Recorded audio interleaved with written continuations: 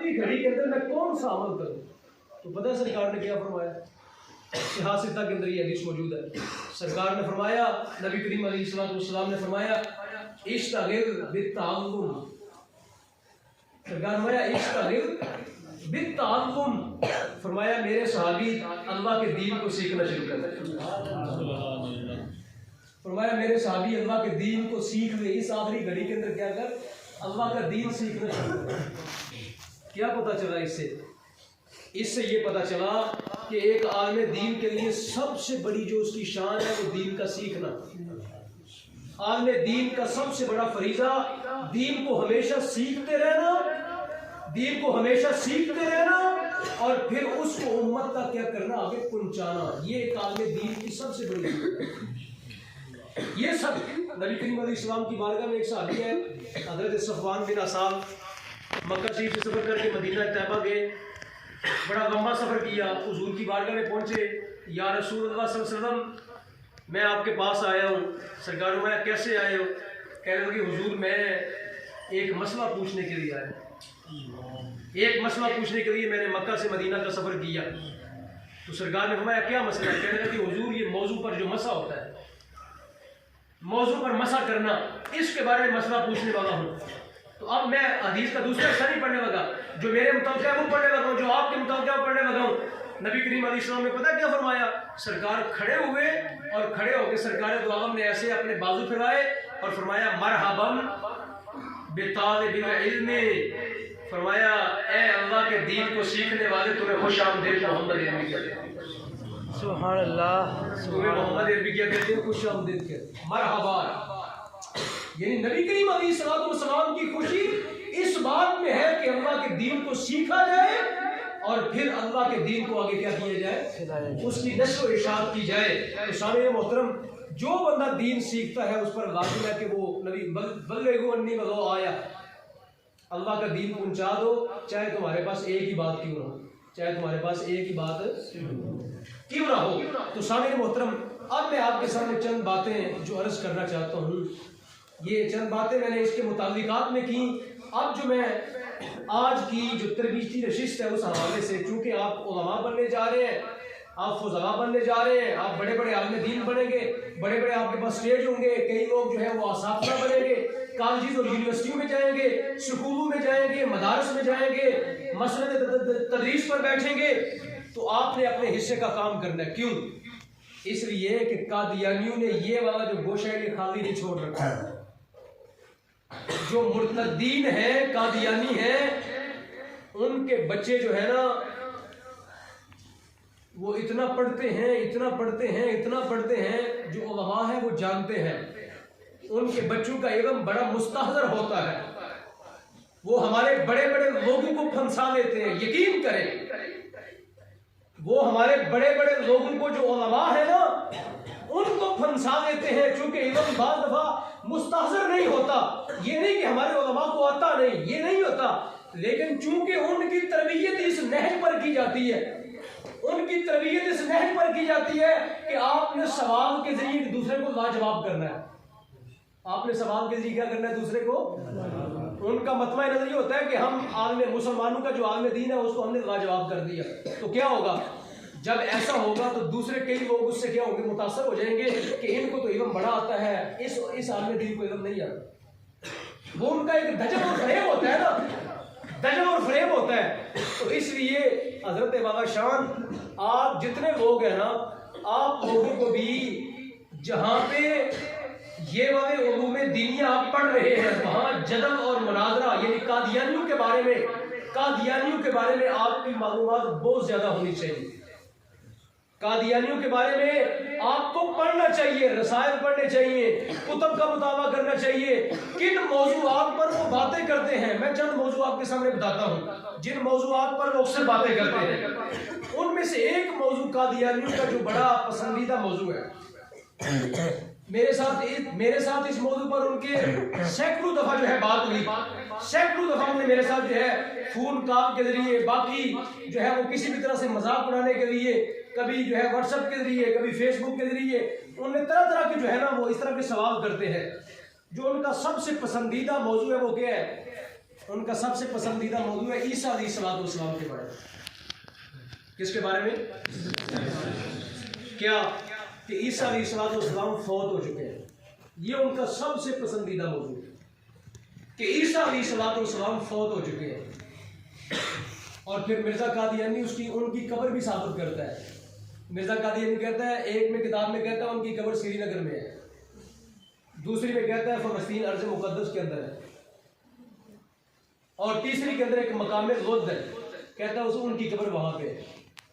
अच्छा, इस मौजू पर उनके बच्चे तैयार किए जाते हैं। इस मौजू पर वो अपने बच्चों को इतना तैयार कर देते हैं कि कुरान की जितनी आयातें तय्यबात है ना ईसा अलैहिस्सलाम के बारे में, तकरीबन उनके हर बच्चे को याद होती है।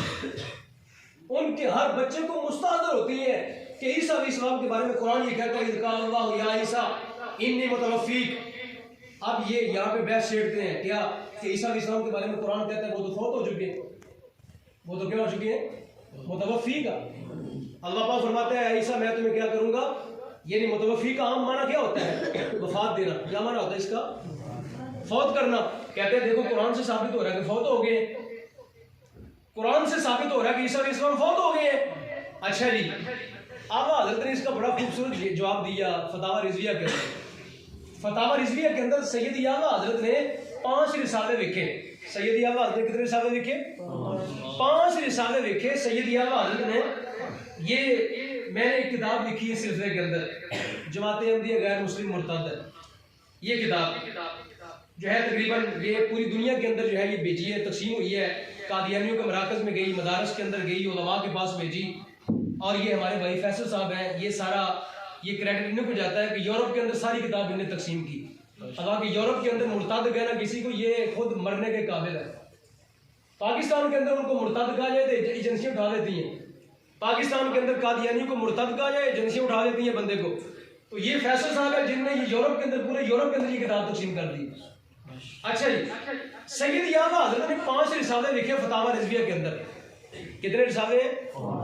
मिर्जा कादियानी के बारे में, मिर्जा कादियानी के दजल और फरेब को सामने लाने के लिए जो 5 रिसाले, जरा उनके नाम समाप्त करें फिर मैं बात करता हूँ आपके सामने। वो 5 रिसाले के जरा सुनिए। पहले रिसाले का नाम है जज़ाउल्लाह अदुव्वहु बिआबाइही खत्मुन नबुव्वा।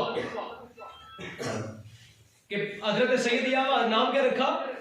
जज़ाउल्लाह अदुव्वह, अल्लाह के दुश्मन की सजा। अल्लाह के दुश्मन की जो खत्म नबुव्वत का मुनकिर हो जाए वो अल्लाह का दुश्मन है और उसकी क्या होनी चाहिए? सजा होनी चाहिए। ये एक रिसाले का नाम है। सैयद आला हज़रत के पहले रिसाले का नाम है जो फतावा रिज़विया के अंदर आपने लिखा मिर्जा कादियानी के इर्तिदादात के बारे में कि मिर्जा कादियानी भी मुर्तद है, मिर्जा कादियानी की जितनी इसको लोग मानेंगे वो सारे क्या हैं? मुर्तद है। आगे दूसरा रिसाला, नाम सुनिए जरा। नाम सैयद आला हज़रत ने क्या कमाल किया, नाम के अंदर ही मकसद बयान कर दिया। दूसरे रिसाले का नाम रखा कहरुद्दय्यान। क्या रखा नाम? कहरुद्दय्यान अला मुर्तद बेकादियान।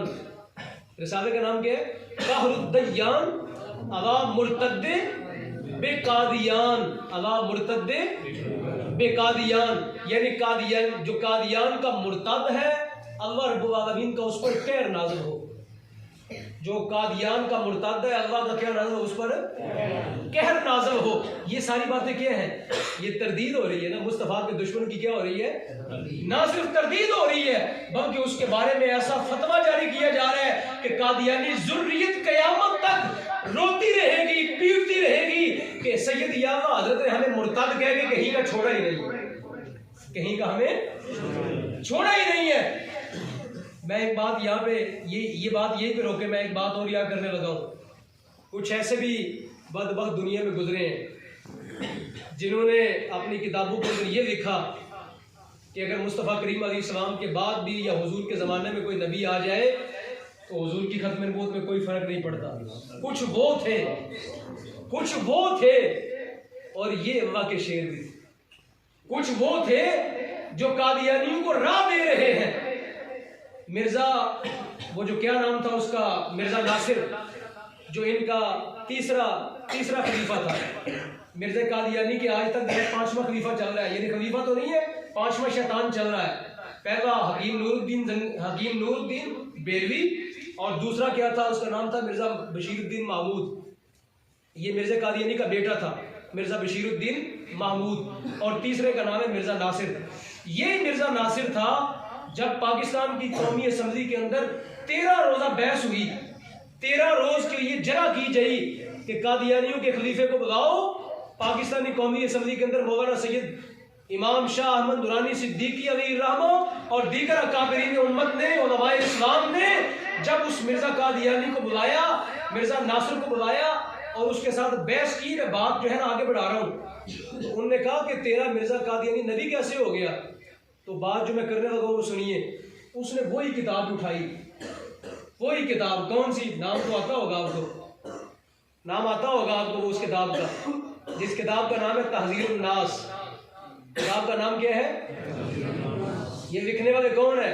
देवबंद के बानी मौलाना कासिम ननोतवी। देवबंद के बानी मौलाना कासिम ननोतवी, इन्होंने ये किताब लिखी और इसके अंदर ये लिख दिया कि नबी करीम अलैहिस्सलाम के बाद या हुजूर के ज़माने में कोई नबी आ जाए तो हुजूर की खत्म नबूवत में कोई फ़र्क नहीं पड़ता। फ़र्क पड़ता है कि नहीं पड़ता? इस मौलवी को समझ कोई नहीं आई। तो मिर्ज़ा नासिर ने वो किताब उठाई, मिर्ज़ा नासिर ने वो किताब उठाई और आगे समझी कर कहने लगा, ये किताब तुम्हारे मुसलमान मौलवी की नहीं है। कहने लगा ये किताब तुम्हारे मुसलमान मौलवी की नहीं है। इस किताब के अंदर वो कहता है कि हुजूर के ज़माने में या हुजूर के बाद कोई नबी आ जाए तो कोई फ़र्क नहीं पड़ता। तो उसने कहा, उसने लिखा और हम नबी बन गए। उसने कहा उसने लिख दिया और हमने अमल कर दिया, तो वादा ये मुसलमान मौलवी जो है इसके बारे में तुम्हारा क्या नजरिया है? तो वहां सबको साम सूंघ गया। वहां मौलाना नूरानी उठे और उन्होंने कहने लगे जो तेरे बारे में नजरिया है उसके बारे में यही नजरिया है।